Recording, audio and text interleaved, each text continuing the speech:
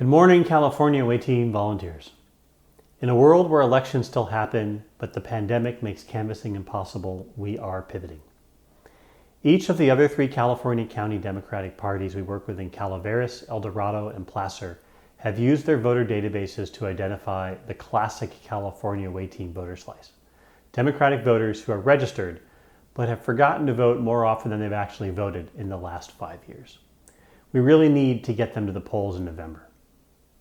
Now, I know some people say, well, why do you care? California's going to go for the Democratic presidential nominee, and the same for any Senate seat. Why does it matter if these people vote? Down ballot elections for offices like mayor, city council, and county supervisor matter a great deal. These offices decide who is the chief of police and what the funding for the police is. These offices can set policy for local policing and appoint who sits on police review boards. And more recently, these offices appoint city and county health commissioners who make critical decisions about public health. The elected officials who win these races either back them up or undermine them, endangering all of us. So to say who sits on city council or county supervisor boards has life and death consequences isn't really an understatement. We want these forgetful voters to vote in the upcoming election, and we're going to do it by writing them passionate letters about the power of their vote. Voter letter writing has a long history in America. In 1835, Northern abolitionists conducted a letter writing campaign to persuadable Southerners to appeal to their conscience to end slavery and build support for the concept.